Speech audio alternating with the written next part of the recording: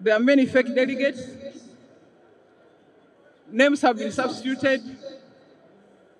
So I do hope that even that will be taken into account. There are also fake registers in circulation. This is a matter I raised several times in the Central Executive Committee, which needed address, but I hope we shall be able to get a good result. I want to thank you so much for trusting me with such a very important position, which I have diligently performed without any turbulence in that parliament. I have done it without antagonizing the party. Your Excellency, when you identified me, I do not want to be useless in the party. I want to add value to the party. And by adding value to the party, I am seeking to be a second national vice chairperson of NRM. And when I am a second national vice chairperson, I am a very good mobilizer. And I can trust you, I will mobilize for the party from north to east to west to central throughout the whole country. Ekibiina kya NRM kirina okusoomoozebwa nga tekiri mu buyinza. Ekirala kiremeddwa okugezesa amaanyi gaakyo ng'aliko amasannyalaze akyaliwo. Ekimu ku byayamba ANC ne biyamba Chama cha Mapinduzi kwe kuba nga abantu abalina amasannyalaze mu bibiina ebyo baaseeseetuka ne bava mu ntebe enkulu ne baba nga basobola okulambika abazzeewo. Abasikidde n'agabana ku masannyalaze ago. Kyayamba nnyo Chama cha Mapinduzi kubanga yali asobola n'okusinziira ebweru n'alambika kyekyaliwo. Munkapa Hassan Mwinyi ng'awumula mutabamiruka wa CCM Kikwete yayina amaanyi okusinga Munkapa. Ne Munkapa n'agamba ba delegates, Nyerere n'agamba ba delegates nti Kikwete akyayina emyaka ate bonna bakulembeze balungi. Omukisa guno katuguwe Munkapa. Kikwete alidda mu maaso. Era ba delegates ne bakkiriza yadde baali bazze kuwagira Kikwete.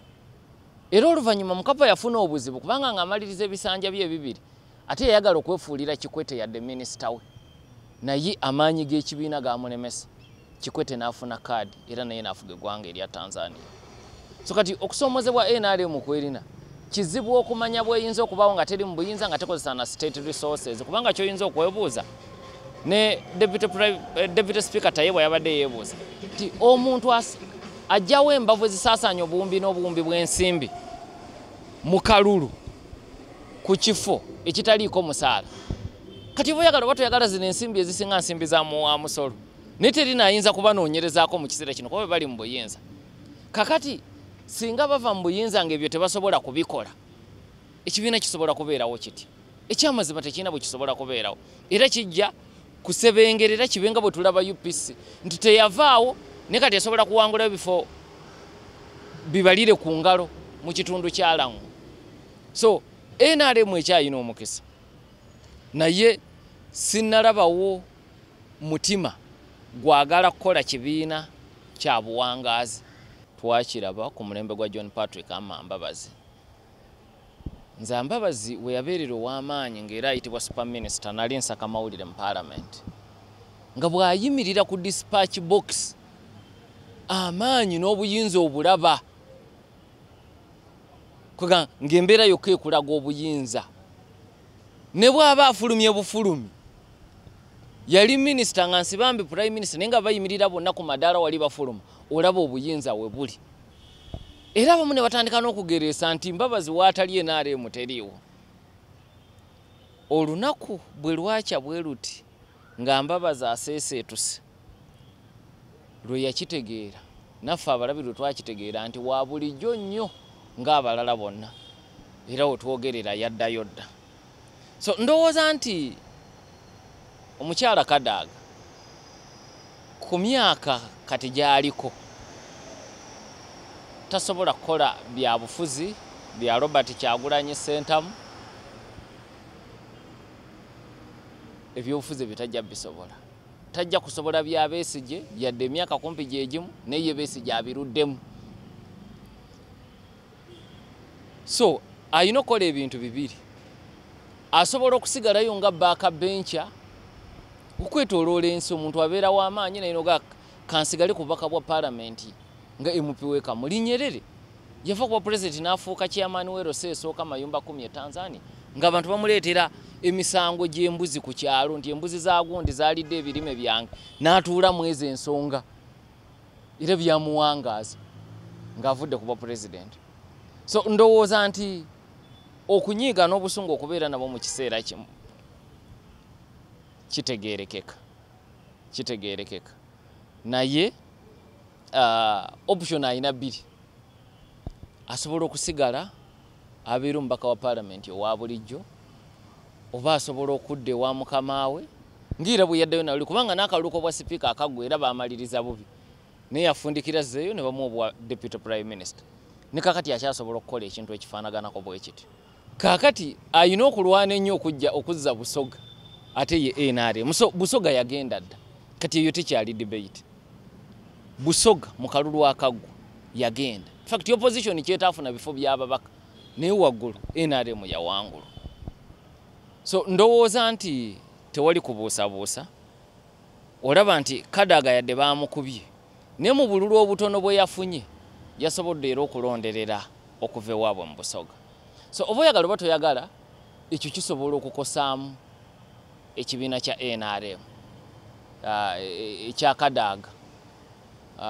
Ne bw'atagamba nti nvudde mu kibiina naye ye okumibwa ekifo kino ng'atakirabula byenteekateeka akirabirawo nti enteekateeka yavudde waggulu. Oba oyagala oba toyagala kiina engeri gye kijja okukosaamu NRM mu kitundu kya Busoga. Akamyufu k'abaka paalamenti bwe kaggwa kumpi buli gwe baamegga yawaaba emisango gyali gisoba mu 300. Emisango gyali gisoba mu 300 nga buli omu tamatidde nabivudde mu kulonda. Era bangi baalangiridde dda nti bakomawo nga ba independents. So sirowooza nti ate ekibiina ekirala kyandyagadde okwegomba ekyo. Wabula ffe abasomi ba literature bw'osoma ekitabo oba kirimu bibi oba birungi byonna obiyigirako. Kati kye balina okwongera okwekenneenya nti ensobi ze balabye NRM ekola mu kamyufu kano ate nabo kibe nga kibakakatako okuzeewala. Ti omuntu bw'agamba nti bano mbaabulidde kubanga kino tebakikoze bulungi ate abeeko ng'ayina baalaba abakikoze obulungi kubanga eyo opportunity bw'etaabeewo ojja kufuna kye tuyita voter apathy. The only permanent fixture there is the chairman. The others have always come and they have always gone. I mean, it scandalizes, and we can talk about it like we've been talking about it this entire week, but there is nothing shocking. Because if you go back to the original political bureau of the NRM 1986, it is only President Yoweri Museveni still there. Perhaps with the exception of Haji Moses Chigongo, but as we know pretty well, Chigongo stops within the party. He does not take part in the running of government. He stopped that in 1995. That's when he ended his tenure as Vice Chair of the National Resistance Council, which performed the duties of Uganda's parliament. So besides Chigongo and him, everybody else serves at his pleasure, and it's an ordinary tour of duty. Today you are there, tomorrow you are not there. So when you talk about the commercialization of politics within the NRM, it is still not a new phenomenon. It has been part of the game all these years. In fact, it's surprising when I see people like Tayebwa, Bariomunsi, Mukula addressing the press, criticizing the commercialization of politics within the NRM. In fact, in my view, that's intellectual dishonest at its peak, because we know that's how they have managed their campaigns, within and without. That's what they did internally, that's what they have done internally. But wait, they are going to do the very same thing after this internal activities as we approach 2026. So in my view, there is nothing shocking. It's what I have observed as a journalist over the years. It's what I observed even before I became a journalist. It can only scandalize.